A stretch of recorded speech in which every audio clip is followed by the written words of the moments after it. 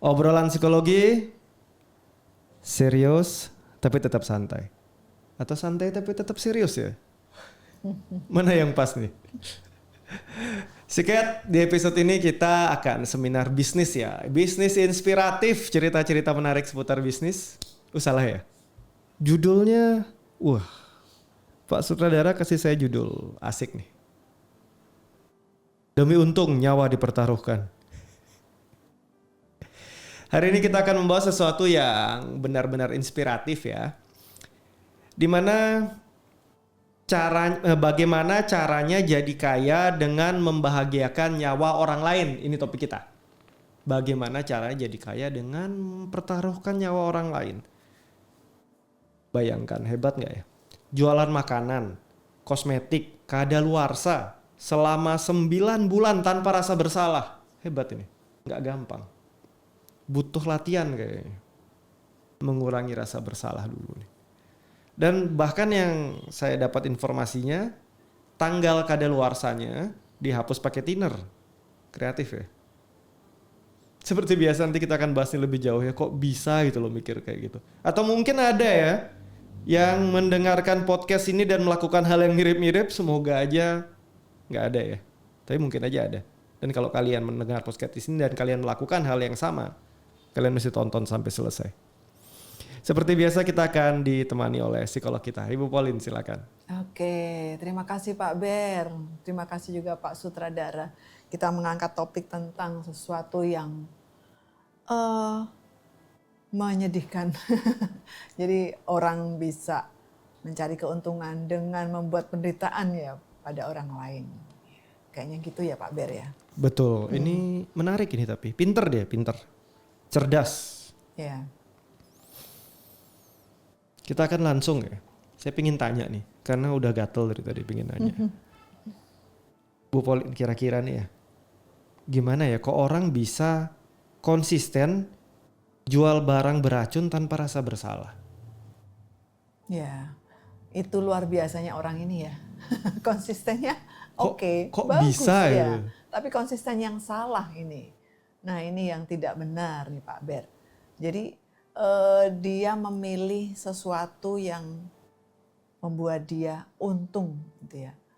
Di sini kan ujung-ujungnya duit ya berarti ya. Tanpa melihat efeknya bahwa itu akan membawa hal yang membahayakan.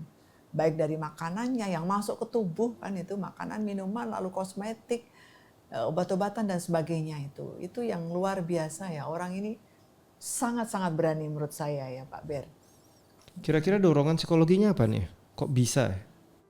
Ya, karena 9 bulan ini lama loh. Kalau bertahan 9 hidup bulan lama, betul. Mungkin 1 hari ya jual makanan basi Betul. atau apa untuk dia bertahan hidup. Ini diulangi. Ya. Berarti nggak ketahuan nih Pak Ber. Nggak ketahuan dan kenapa dia bisa sampai terdorong melakukan hal yang udah jelas bahaya nih? Ya. Salah satunya karena superioritasnya yang tinggi. Superioritasnya yang tinggi. Dan karena superioritas itu kan banyak hal ya, banyak faktor ya. Karena merasa dia oke, dia hebat, dia menguasai. Mungkin dia pastinya kan dia menguasai produk ya. Karena salah satu skillnya untuk dia jual beli kan seperti itu.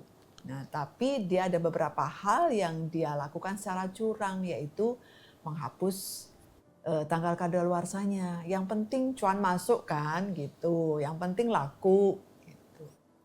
Tekanan ekonomi bisa jadi ini nggak? Bisa jadi dorongan nggak nih? Betul, sangat bisa, sangat bisa. Karena tekanan ekonomi, superioritas, kemudian juga peluang ada. Dan kebetulan juga dia merasa mungkin sekali dia coba ikut kegiatan event-event besar atau apapun itu, sebulan 2 bulan kok aman ya, ya udah lanjut aja gitu. Oke, ini menarik nih ya. Asal nggak ketahuan, lanjut aja. Lanjut aja, ya. Berarti kalau udah urusan ekonomi, urusan moral masukin kantong ya. Ya sekarang orang tuh menghalalkan segala cara ya.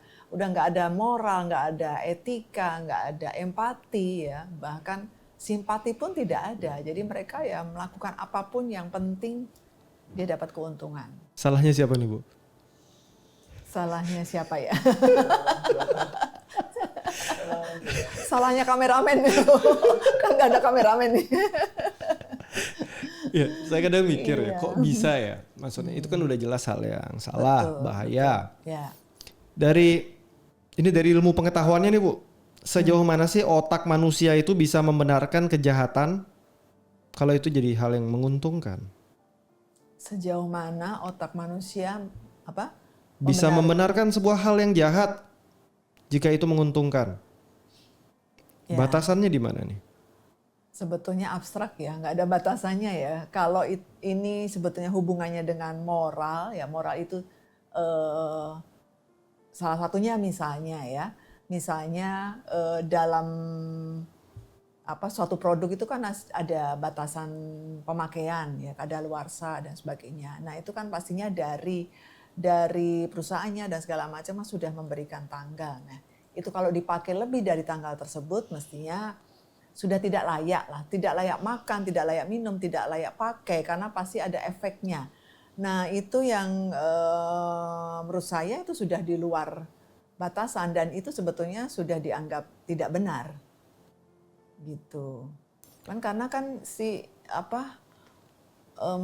orang tersebut juga apakah tidak memikirkan untuk adanya masalah ya, adanya efek kalau misalnya konsumen itu memakai ya nanti ada efek mungkin sakit atau apapun itu. Nah, apakah dia sudah memikirkan ke sana apa belum ya Pak Ber ya? Kalau dari kelakuan sih mungkin udah mikir. Udah mikir. Tapi ya. kembali ya, Mestinya udah mikir ya. Manusia ini kan terbentuk dari dua hal dasar ya, belief system dan prioritas. Belief system ini apa yang diyakini benar. Kalau prioritasnya kita udah yakin lah, nomor satu dia pasti apa? Duit. Ya, ya betul. Betul. Nomor satunya apa? Duit. Betul. Sekarang kita masuk ke belief systemnya. Belief system ini kan apa yang diyakini benar. Ya. Ingat ya, nggak ada kebenaran yang benar-benar benar dalam otak manusia. Hanya apa yang menurut persepsi seseorang benar. Betul. Dan buat dia ini benar. Benar, ya. Nah, ini nih, berarti kan problemnya ada di belief system nih. Ya. Belief system ini kan terbentuk di usia masih sangat muda sekali ya. Yang kita tahu belief system terbentuk dari umur 0 sampai 6 tahun, diperkuat lagi umur 6 sampai 9, 9 sampai 12 ya. Dimana terjadi satu masa-masa penting ya. Kita sering sebut dengan ISE point ya. Initial sensitizing event penting, event sensitif yang terjadi di anak-anak usia dini, di mana akhirnya ini masuk ke bawah sadar dia, lalu menjadi sebuah kepercayaan yang dianggap benar.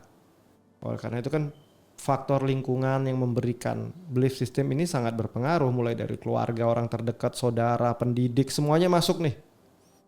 Nah, berarti dia dididik di lingkungan di mana kejahatan itu masih bisa ditoleransi dalam batas-batas tertentu. Iya.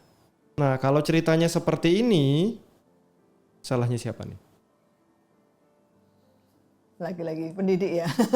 Pendidik, lingkungan, keluarga, orang tua. Nah, ini. Betul, semuanya menjadi faktor kesalahan.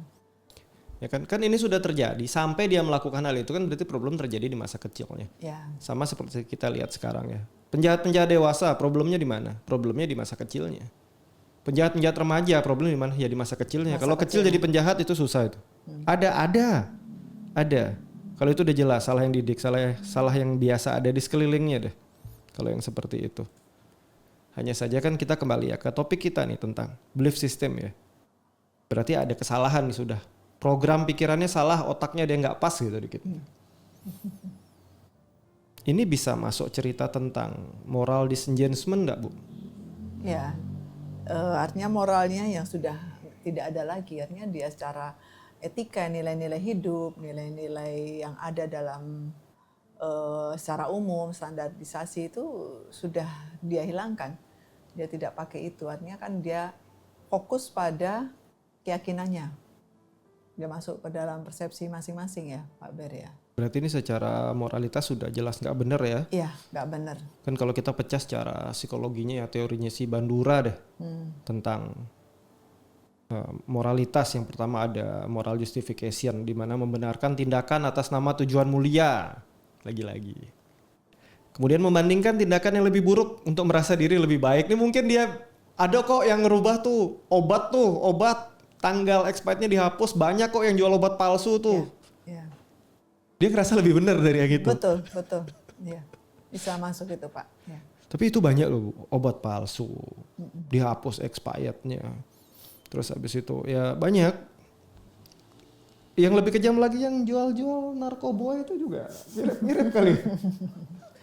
Pak sutradara mungkin tahu banget ya. Ambil di mana Pak biasanya? Lalu kemudian ya displacement responsibility ini juga masih teorinya Bandura ya. Di mana menyalahkan otoritas atau atasan. Ya kehidupan susah, aturan negara makin berat makin hari. Kalau nggak kita bikin hal-hal yang salah atau yang nggak bener gini nggak bisa makan nanti. Ya. Nah akhirnya cari lagi. Ya kan, abis itu ya ini kan pelakunya banyak orang, diffusion of responsibility, disebar. Ya ada beberapa lagi teori-teori dasar punya Bandura yang tentang moralitas ya mencari pembenaran lah intinya ya bahwa tindakan dia nggak sesalah itu. Ini juga bisa. Kalau kita lebih jauh ya, orang-orang seperti ini udah terlanjur salah ini Bu, secara belief system. Enaknya diapain ya? Enaknya diapain nih? Ya. Kalau hanya sekedar dihukum diberi efek jera mungkin nggak jera. Mungkin nggak jera karena kondisi ini yang membuat seseorang menjadi kreatif ya. Ya. Kreatif ya. Kreatif, Menurut saya, inspiratif, besok beli dinner. Betul, karena gini, kondisi dia mungkin tekanan ekonomi, lalu dia melihat ada sesuatu yang bisa diperjualbelikan, walaupun itu sudah tidak layak dan segala macam muncul kan. Kan dari otak kita juga punya sesuatu bisa memunculkan kreativitas yang sebetulnya itu arahnya lebih ke positif, sebaiknya begitu, menguntungkan banyak orang, membuat orang lebih nyaman, sukses, sehat dan sebagainya. Tetapi yang namanya otak apa aja bisa. Yang penting bisa dijual dan orang yakin bahwa ini baik. Produknya juga baik, namanya juga basar ya. Yang namanya basar atau event-event seperti itu kan biasanya berdiskon ya atau murah lah. Nah, pengunjungnya kan pasti juga hanya berpikir satu hal, lebih murah nih gitu, murah. Yang penting murah dan ya nggak mau tahu kualitasnya seperti apa, dia nggak ngecek lagi ya, walaupun makanan minuman dianggapnya oke. Nggak mungkin dong orang menjual barang sudah kadaluarsa, sudah expired dan sebagainya. Oke. Itulah persepsi orang. Kembali ya, berarti pembeli kan juga nggak ngecek ya. Tapi nggak bisa dicek ya Bu, dihapus pakai thinner. Itu. Ya kan bahayanya di sana. Ya, ya. Jadi kalau secara belief system ini udah agak berat. Tapi masih ada harapan nggak sih Bu orang-orang yang belief systemnya udah kacau sejak kecil gini diperbaiki lagi mungkin pakai mur baut obeng mungkin diketok-ketok dikit. Masih bisa nggak sih Bu sebenarnya? Segala cara sebetulnya bisa, apapun itu ya. Tapi kembali lagi, apakah itu membawa efek jera atau tidak? Itu. Berarti kalau itu kan ketanam waktu dia masih kecil nih. Ya. Kan sebenarnya kalau kita lihat dari sebuah teori. Sekali lagi teori ya. Karena kita nggak tahu sebenarnya. Teori ya. Satu ide bisa diterima oleh seseorang, bisa terekam di kepala kita, di pikiran kita dengan kuat dengan disertai sebuah tekanan emosi. Baik itu yang positif ataupun yang negatif. Contoh anak kecil kepleset, jatuh, kebentur, sakit, ada rasa sakit, emosi sakit waktu dia lagi kepleset. Akhirnya dia tahu itu bahaya. Sebuah emosional sakit berbahaya, dia jadi hati-hati di sana. Ada juga dia berbuat hal baik nih di rumah, bantu orang tuanya, dipuji. Muncul perasaan seneng, perasa dihargai. Ketanam berarti kalau buat hal yang baik, positif dipuji. Berarti kalau buat hal baik itu senang. Nah kalau tadi dikasih efek jera, kalau efek jeranya lebih sadis daripada traumanya, kira-kira bisa kehapus nggak sih Bu belief system lamanya jadi belief system baru? Nah itu tergantung ke kesadaran diri. Kesadaran diri, nilai-nilai moral, apakah itu ada? Kalau misalnya dari kecil memang tidak pernah diajarin tentang kesadaran diri, tentang tanggung jawab, tentang resiko, tentang integritas, tentang moral atau apapun ya nggak ada pengaruh sepertinya. Ya, tapi kalau dikasih trauma baru misalkan di tempat pendidikan gitu dipukulin gitu Bu biar jadi ketakutan gitu besok nggak diulang lagi bisa nggak sih harusnya ini? Ya sebetulnya hukuman itu sebaiknya tidak yang bersifat fisik ya seperti yang mungkin sudah dilakukan beberapa ya ada efek jerahnya bagaimana caranya menyadarkan orang tidak melakukan lagi, itu aja. Mungkin mengubah mindsetnya, pola pikirnya, lalu diberi keterampilan yang lain. Barangkali ya Merubah mindsetnya bisa. tanpa kekerasan fisik diapain Bu biasa? Kan saya di hutan taunya kalau salah tampar lu. Langsung eksekusi. Langsung dibina. Bina. Tapi cepat itu efek jerah langsung Efek muncul. jerahnya Trauma-trauma langsung, masa iya. lalu hilang. Kenapa? Betul, Kita kasih trauma baru. Ya sebetulnya sebanding ya dengan perbuatannya ya, karena ini kan kita nggak tahu. Kejam ini perbuatan Ibu. Itu kejam nih. Tapi orang-orang ini juga tidak serta-merta dengan sebegitunya menjual ya. Mungkin dengan product knowledge yang dia miliki tentang yang dia barang-barang yang dia jual, mungkin dia merasa bahwa efeknya ini tidak begitu berpengaruh. Mungkin ya bisa jadi. Nggak masalah kok. Saya kalau misalnya ketangkep pun saya akan bisa menyatakan bahwa ini pengaruhnya nggak begitu besar. Ya paling ya diare sebentar atau apa, atau nanti jerawatan kalau kosmetik ya dan segala macam bisa kok, ada pencegahnya juga, saya juga jual gitu. Jadi Gawat sekali. jadi ini. cari resiko yang rendah agar bisa diterima alasannya. Lagi-lagi ya teori Lagi-lagi. dasar pembenaran diri moral yang salah Ya. dibandingkan dengan resikonya kecil lah, nggak apa-apa. Ini banyak ya, hati-hati ya. Hati-hati. Oke, kita udah masuk ke tahap tentang awal tadi ya, tentang belief system yang udah mungkin berantakan sekali ya. Ini ditata ulang ya seperti tadi Ibu Pauline bilang, atau mau cara saya diberi trauma baru. Iya. Ya, jadi selama untung lah, mungkin dosa masih bisa ditunda ya. Kayaknya nggak perlu bikin pengakuan dosa sambil, atau bisa bikin juga kali ya mungkin di sebelahnya ya. Tempat pengakuan dosa sambil buka lapak beracun gitu. Oke loh, biar balance. Iya. Tapi 9 bulan cukup lama juga ya, artinya Lama. kenapa dengan 9 bulan itu baru ketahuan? Nah, pasti Nah. ada sesuatu. Kita akan Ya. masuk nih. Betul, betul. Kita akan masuk nih season selanjutnya kita. Ya. Tentang ya. 9 bulan kenapa baru ketahuan? Kita buang ketahuannya. 9 bulan bisa berulang terus. Kalau orang ngerasa bersalah ya, di wasa pertama lah, sama kayak orang mungkin nggak sengaja dia berbohong gitu ya. Ya. Kayak saudara kita kadang mungkin bilang mau pulang ke rumah gitu, nggak tahu rumah siapa gitu kan. Tapi izinnya beda gitu. Pertama kali nggak ketahuan, deg-degan. Biasa gitu nggak Pak? Ya, awalnya pasti begitu, mencoba sesuatu pelanggaran yang baru pasti Deg-degan begitu ya? Deg-degan pasti ada. Yang kedua? Nah, kedua agak menurun deg-degannya. Agak mundur deg-degannya. Oh, Nah, ada ini. yang beli nih, orangnya nggak ngecek lagi nih. Nah. Barcode-nya atau apapun dia nggak ngecek kadaluarsanya apa semua oke. Semak- Kalaupun ngecek kan mungkin dia bisa menimpali dengan segala cara ya. Nah. Namanya tukang jual obat ya, Nah. pasti pintar ngomong deh. Akhirnya kan kita cenderung mengulangi kesalahan atau mengulangi kejahatan Ya. yang kita tahu itu jahat, itu salah, berulang. Tapi seiring berjalan waktu terjadi namanya suatu proses yang disebut dengan desensitisasi moral. Ya. Dimana akhirnya kita semakin tidak peka karena kita merasa baik-baik aja, nggak ada yang lapor, nggak ada yang respon dan aman. Kita mulai membenarkan. Akhirnya proses ini menyebabkan seseorang yang melakukan kejahatan dan tidak terungkap, tidak terbongkar di awal, cenderung mengulangi lagi. Ini udah sama kayak bohong, orang selingkuh, sama aja berulang. Makin hari makin terbiasa. Pak saudara tahu banget kali ya. Ini kan bahaya juga ya Bu ya. Iya. Jadi ini untuk mereka yang nggak sengaja melakukan kejahatan, akhirnya nggak kebongkar-kebongkar. Proses ini kan terjadi. Menyadarkan sebelum proses ini semakin jadi nggak peka gitu diapain Bu? Ya, agak susah ya karena kasusnya beda-beda. Jadi kalau hanya personnya sendiri yang memang punya kepribadian yang tidak baik, mungkin fokus di kepribadiannya saja. Tetapi kalau ini karena faktor lingkungan, memang lingkungan mendukung dan keluarga juga kondisinya pola asuh yang seperti itu, ya ini agak ribet karena yang diterapi, yang dikonseling banyak. Jadi konseling keluarga nanti.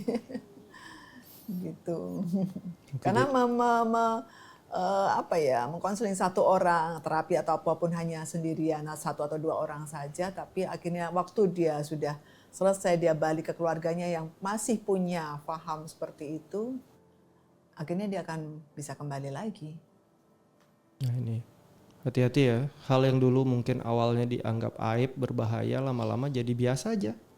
Karena sudah jadi terbiasa ya. Betul. Nah untuk teman-teman di luar sana yang sedang menonton podcast ini, kalau ada orang-orang di sebelah kalian yang benar-benar nggak peka orangnya, dalam artian kok nggak berubah-berubah gitu ya, ya mungkin aja udah dalam tahap ini ya, bukan dalam tahap ini. Dan ini sangat penting sebabnya sejak masa kecil itu ya pendidikan, sekali lagi pendidikan, pendidik, orang tua, tekankan pola didikan yang berbasis refleksi, merenungi, ada kesalahan apa yang pernah saya lakukan, ada hal negatif apa, ada hal positif apa, mencari makna, merenungi. Ini penting sekali. Dengan kita terbiasa metode pendidikan yang berbasis perenungan, merefleksi kegiatan-kegiatan sebelumnya, ini bisa mengurangi dampak-dampak tadi. Kepekaan kita bisa pertahankan. Oh, kita tahu kita salah dan kita punya keinginan untuk memperbaiki kesalahan ini. Dan ini salah satu teknik yang bisa dilakukan untuk melakukan pemulihan ya. Empati yang udah mulai hilang belakangan ini. Kan banyak yang bilang dunia kehilangan empati katanya. Nah ini mulai. Tema-tema ini penting untuk diangkat ya. Metode pendidikan berbasis refleksi. Di mana akhirnya si pelaku juga melihat dirinya, perspektifnya terhadap masa lalunya, kejahatan dia, diajak merenung lagi. Kan kalau kita salah-salah dia udah jelas salah. Toh sudah nggak bisa dirubah. Tapi kita ajak sekarang dia merefleksi dirinya. Nah kalau punya teman-teman, punya sahabat di luar sana yang bikin salah berulang terus, coba ajak dia merenung, ajak dia refleksi. Jangan salahkan dia, jangan marahi kesalahannya. Sudah terjadi. Tapi aja dia merenungi, cari apa yang membuat dia salah melangkah. Dengan seperti ini pelan-pelan empati yang hilang ini bisa dikembalikan sebenarnya. Tidak mudah, memang ini tantangan sekali ya. Apalagi ditambah tadi belief system yang butuh kekejaman trauma baru untuk bisa diperbaiki. Ini juga sama. Yang ini butuh repetasi ya, perulangan terus. Sehingga moralnya yang mungkin udah tinggal seperberapa itu pelan-pelan nanti akan bertumbuh lagi. Karena sejatinya kan sifat manusia itu baik. Nggak ada kok orang langsung lahir itu babynya jahat gitu. Kayak di film-film yang lahir langsung bawa pisau itu kan nggak ada. Ya kan?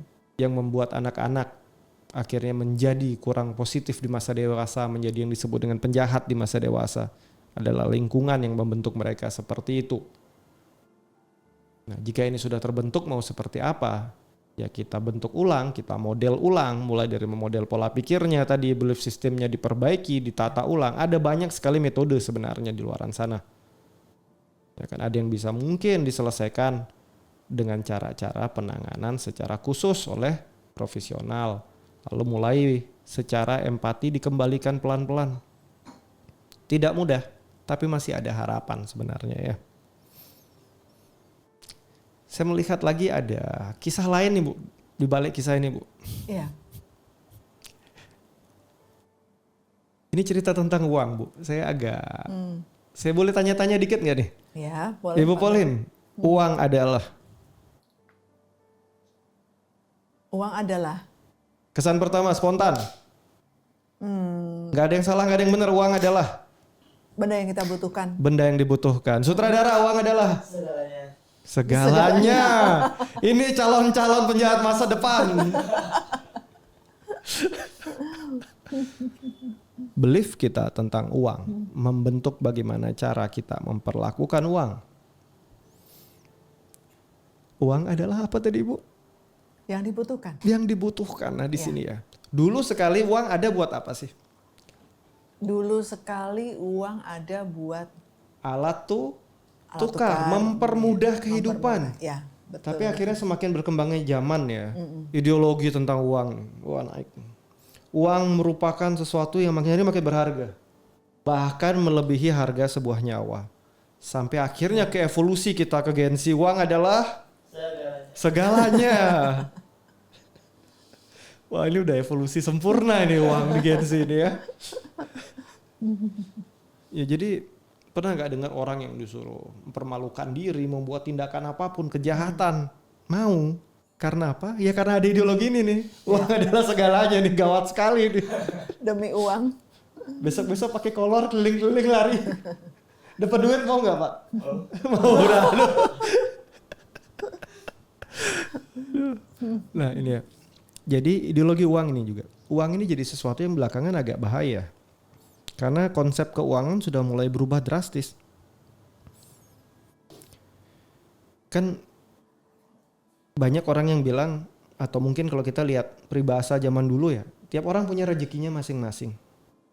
Tapi kemajuan zaman yang semakin maju, menggerus mereka yang nggak punya uang, akhirnya membuat motivasi naik. Bukan rezekiku ada di sini atau memang rezekinya segini, berarti aku kurang berusaha. Bagus sebenarnya motivasinya. Hanya saja usahanya menghalalkan segala cara, termasuk jualan racun. Ya kan? Kira-kira uang ini kan belakangan berarti sudah kita bisa sebut sebagai sebuah agama baru lah ya, agama uang gitu. Semuanya memuja uang loh, nggak ada yang salah, uang adalah segalanya. Kalau dulu ya sang pencipta segalanya, sekarang berubah loh sebenarnya. Ini 11 sutradara udah ganti. Besok mau daftar agama baru tuh, uang adalah segalanya, nih gawat tuh. Kalau udah sampai di level ini, kalau sudah sampai di level ini, di mana sudah mulai banyak yang menyembah uang, berarti ramalan-ramalan pemuka agama zaman dulu bener nih, ada zaman nanti di mana semuanya benar-benar bahaya banget. Ya, sangat-sangat bahaya. Ya. Tapi kita nggak bisa pungkiri, hampir di semua keyakinan mempersembahkan pakai apa? Uang juga. Semuanya harus ada uangnya. Ya. Ini kalau udah gini diapain nih Bu? Saat uang sudah menjadi sebuah agama baru nih, bagaimana caranya nih? Ya, susah ya. Mau diapain?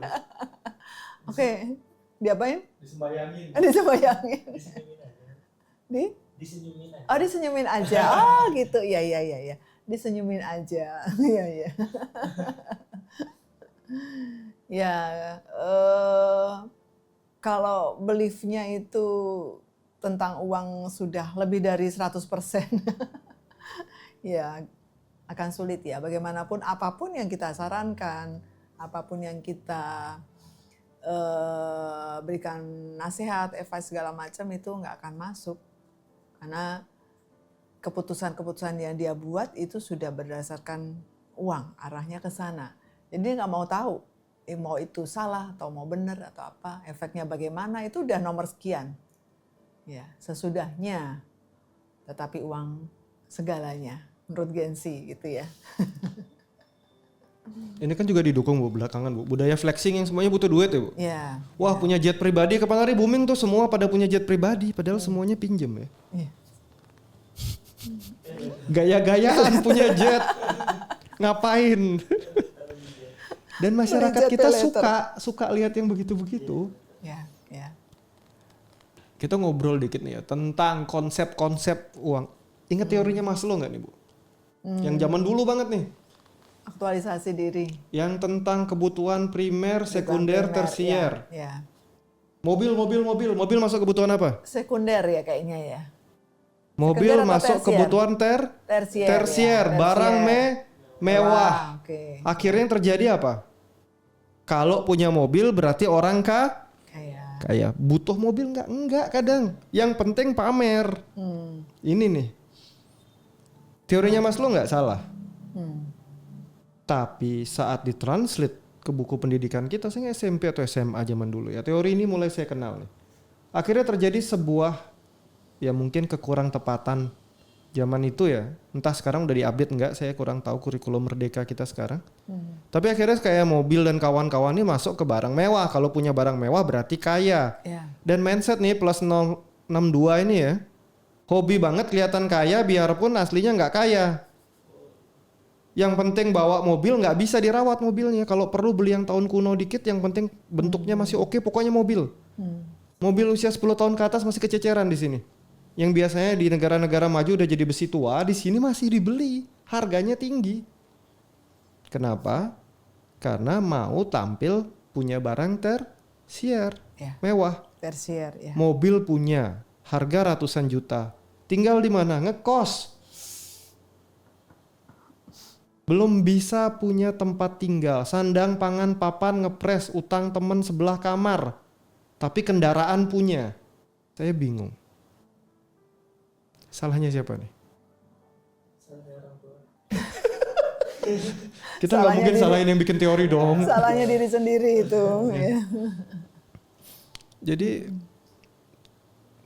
cukup banyak ya belief system yang sudah ketanam ya sejak kita masih kecil ini yang membawa kita sampai di kondisi sekarang. Dan kengerian ini nanti 10 tahun lagi makin ngeri. Harapannya sahabat-sahabat Gen Z ini udah lebih pinter lah ya.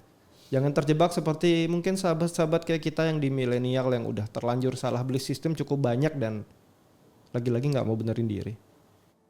Apalagi para sandwich generation itu.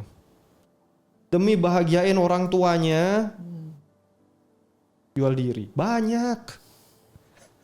Ya. Lagi-lagi pingin memberikan kebutuhan tersier yang sandang pangan papannya sendiri aja masih susah.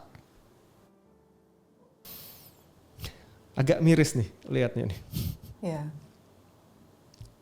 Kita kembali ya. Uang. Ini yang mesti di-reset dulu. Ingat uang bukan Tuhan, tapi alat tukar. Mulai diingat nih, uang bukan Tuhan, bukan segalanya, tapi alat tukar. Ya kan? Saat kalian masuk dunia penuh peperangan tuh uang gak ada nilainya, hanya kertas. Kalian gak bisa makan dengan uang. Tapi skill kalian bertahan hidup itu yang lebih penting. Oleh karena itu kalau mau investasi yang besar, pendidikan. Pola pikir itu yang diperbaiki, belajar, sekolah. Saya agak miris lihat banyak anak-anak yang awalnya mungkin gak ada biaya kerja. Setelah punya uang gak mau sekolah, keenakan kerja ya hidup kalian sampai di sana. Karena kalian kerja dapat pengalaman, dapat keterampilan. Tapi kalian gak naik level pendidikan. Buat apa Pak sekolah? Mendingan punya mobil mewah. Nah itu pemikiran-pemikiran primitif. Hati-hati ya, kalian sudah modern. Gantilah pola pikirnya. Atau kita mau terus-terusan nih mungkin jadi negara tertinggal ya. Untuk orang-orang yang masih pikirnya itu yang penting punya barang mewah, mobil mewah, tempat mewah daripada poles otak. Hati-hati. Kalian akan tergerus oleh zaman.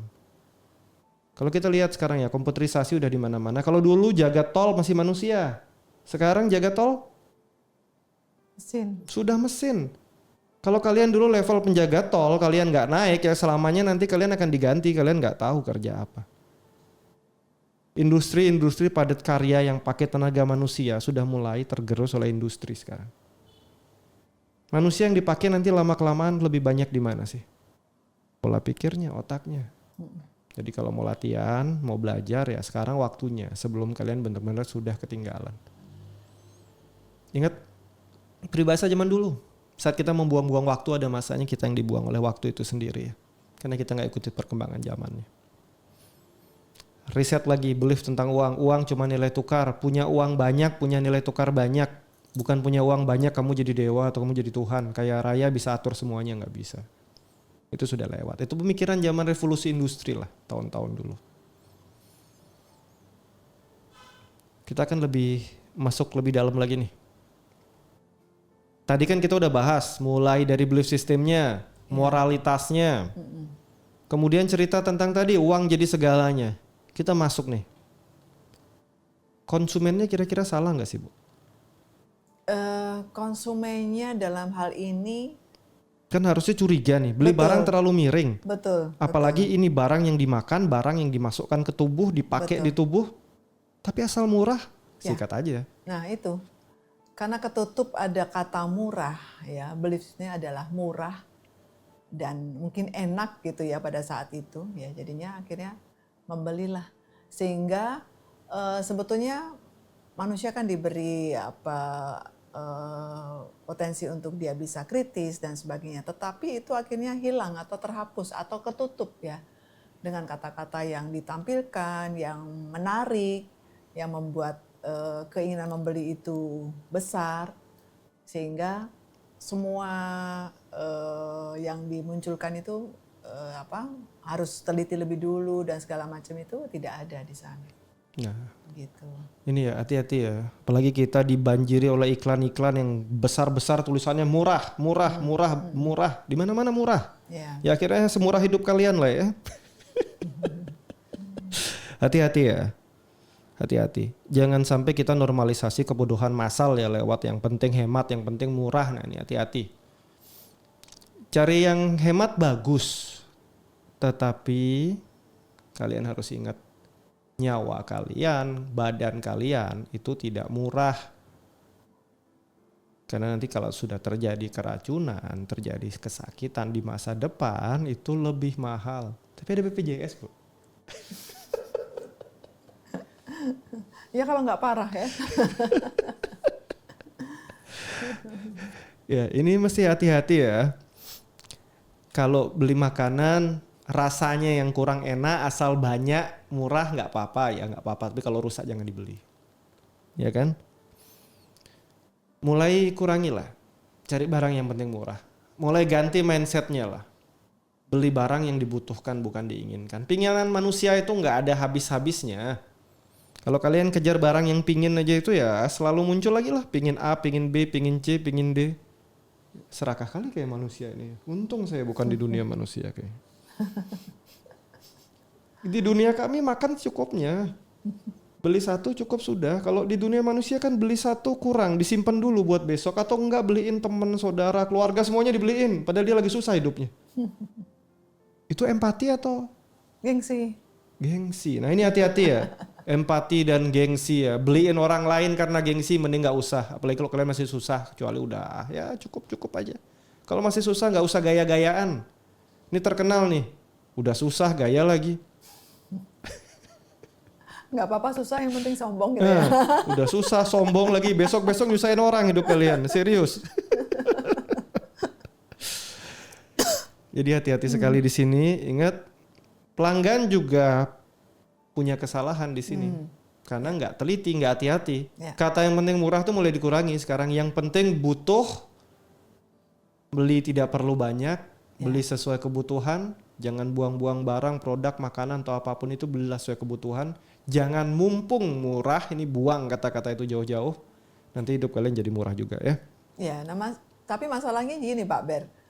Kebetulan barang yang murah itu adalah yang dibutuhkan. Nah, bagaimana itu? Diteliti. Jadi memang perlu butuh itu. Oh, kebetulan kok ikut datang ke pasar ini dan dia mendapatkan apa yang dia cari. Mungkin dia udah scroll di mana-mana, mahal-mahal dan sebagainya lah. Ini kok dapat yang murah. Kalau Mumpung harganya nih, terlalu jauh miring murahnya, berarti mestinya ada patut curiga sesuatu. ya. Betul. Oke. Iya, iya. Dulu sempat digaungkan loh, be a smart buyer. Dulu. Tapi belakangan jadi hilang. Yang penting murah. Iya, nggak ngaruh deh. Bayar-bayar udah mulai ditempelin iklan murah, tiap buka scroll murah. Nah ini hidupnya jadi murah. Jadi nggak smart, jadi bodoh juga. Ingat ya, jangan membodohi diri kalian, apalagi memurahkan diri kalian ya.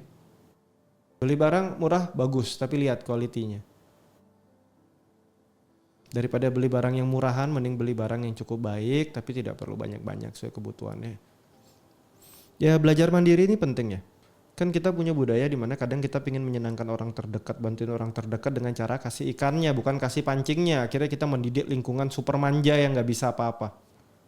Ini cukup banyak loh terjadi. Mungkin di kota besar udah berkurang ya, udah lebih smart ya. Di daerah-daerah masih banyak loh. Keluarganya dibantu, kakaknya, adiknya semuanya dibantu. Nanti sudah menghasilkan atau melahirkan lingkungan penuh beban, dia komplain. Ya. Kenapa harus aku yang menanggung semuanya ini? Ya salahmu sendiri lah. Orang kalian yang mendidik lingkungan yang jadi super manja seperti itu. Kadang ya dengan kita bilang tidak bisa bantu, itu kita udah membantu seseorang untuk dia belajar bantu dirinya sendiri. Kelihatannya kayak tega gitu. Tapi itu kalian hebat. Kalian pendidik namanya. Karena kalian tidak membentuk lingkungan super manja di sekeliling kalian. Selama orang itu masih bisa makan, yaitu dia masih bisa bantu dirinya sendiri. Kalau udah yang di pinggiran jalan, yang di pinggiran jalan juga banyak tuh. Yang dikit-dikit angkat tangan minta Pak. Jangan dikasih panggung. Kalian kasih panggung, kalian mencetak masyarakat yang penuh pengemis. Ya kalau kita yang mencetak, kita yang memberi. Dengan kedok apa tadi? Moral. Kan membantu itu baik. Ya bantu yang tepat. Ya kan? Bantu yang tepat. Masuk nih, kita masuk lanjut nih Bu. Iya. Ini cerita tentang etika nih sekarang nih. Oke. Bagaimana cara untuk bisa ya mengedukasi nih masyarakat secara garis besar bahwa pentingnya etika nggak cuma asal cari untung. Apakah dengan seminar-seminar atau mungkin dengan acara-acara atau seperti apa nih Bu? Kalau dari sudut pandang psikologi atau dari gerakan-gerakan para psikolog yang belakangan kan bergejolak nih, psikolog mulai banyak lagi naik daun. Biarpun agak ada yang berbahaya juga ya, banyak psikolog-psikolog yang salah jalan tapi booming terkenal. Antara realita sama teori itu nggak seindah itu, iya memang. Oleh karena itu jangan sebar realita palsu apalagi teori salah ya. Ini dari psikolog yang udah jelas nih. Iya, kalau menurut saya sih meningkatkan kesadaran diri bahwa hidup kita tidak hanya satu hari ini aja. Ya, kalau kita lebih banyak mengkonsumsi barang-barang instan, murah seperti yang dibilang Pak Ber tadi, ternyata memang membuat hidup kita sendiri menjadi murah gitu. Kita tidak menghargai diri kita, pribadi kita, badan kita, tidak membuat kualitas diri kita menjadi lebih baik, malah makin merosot karena sesuatu yang kita masukkan ke dalam tubuh kita, pikiran kita dan segala macam adalah sesuatu yang tidak berkelas, tidak berkualitas, yang murahan. Yang itu juga akibatnya menjadi tidak long time ya, maksudnya seperti itu. Jadi mereka harus diberi kesadaran bahwa hidup kita masih panjang. Kalau kita ingin masih menikmati kehidupan yang baik bersama anak-anak kita, cucu-cucu kita, lalu juga membentuk keharmonisan, kita harus menjaga semuanya. Termasuk menjaga kualitas diri kita, memperbaiki kehidupan kita, kepribadian kita, komunikasi kita, juga menjaga kesehatan kita. Baik kesehatan mata, ya, kesehatan mata karena saya pikir itu semuanya dilihat kan, ya, ada sesuatu yang bagus, menarik, murah, nah itu. Kesehatan panca indera kita, kemudian kesehatan badan kita, kesehatan pikiran kita, dan sebagainya. Dan kita harus terus-menerus mengedukasi itu bahwa kesadaran diri untuk hidup panjang, hidup lebih sehat, itu harus ada pada diri seseorang. Karena kalau yang kita konsumsi sesuatu yang tidak berguna hanya untuk kehidupan saat ini saja, atau 1-2 hari sudah nggak ada, nah kita kan nggak tahu siapa yang mau tanggung jawab. Tapi kesadaran untuk kita bisa hidup lebih jauh, lebih panjang bersama, membentuk kehidupan kebahagiaan dan sebagainya, tentunya kita akan memasukkan asupan-asupan yang lebih baik, yang lebih bernutrisi, yang lebih berkualitas gitu. Nah, kalau kita punya mindset yang seperti itu, tentunya kalau ada bazar ya boleh, nggak apa-apa datang aja. Tapi dari situ kita bisa memilih dan memilah ya. Mana yang betul-betul menjadi kebutuhan positif bagi kehidupan kita. Itu Pak Ber. Luar biasa nih Ibu Pol, ini pesan-pesannya didengar ya, ini penting banget untuk kalian para buyer ya. Be smart lah. Berarti saya mau kasih pesan untuk teman-teman juga deh. Kalau di antara kalian yang nonton podcast ini ya, masih bisa tidur nyenyak setelah jualan barang rusak, bilangnya nggak rusak, jualan makanan busuk, atau benda expired, masih bisa tidur enak. Kita harus akui satu hal ya. Mungkin bukan mereka para penjual yang kurang akal ya. Tapi mungkin kita semua yang sudah terlalu lama membiarkan kebodohan berjemaah jadi budaya kita lah. Kalau sampai ada yang bilang yang penting untung dulu, urusan nyawa nanti. Maka selamat datang di kondisi masyarakat yang udah hampir nggak tertolong lagi. Di mana rasa bersalah dianggap lebay dan empati dianggap jadi penghalang rezeki. Jadi untuk teman-teman di luar sana ingat pesan ini ya. Kalau episode ini bikin kamu nggak nyaman karena kamu ternyata juga pelaku-pelaku jualan barang rusak, menipu di luaran sana dengan berbagai macam alasan pembenaran kamu, dan kamu jadi nggak nyaman lihat podcast ini, berarti bagus. Artinya kamu masih sedikit punya moral. Semoga moralnya meningkat, semoga. Dan sekali lagi ya, apa yang kita bahas di sini adalah persepsi sudut pandang terhadap sebuah kondisi dari sudut pandang psikologi. Kita lihat sama-sama. Semoga yang kita bahas di sini membawa hal yang positif, membawa makna yang baik, sudut pandang yang baru. Amin. Untuk para sahabat di luar sana, bantu kami subscribe channel ini, like jika suka, dislike jika tidak suka. Silahkan tulis saran di kolom komentar. Kita akan ketemu lagi di cerita-cerita lainnya. Selamat tinggal, bye-bye. Terima kasih.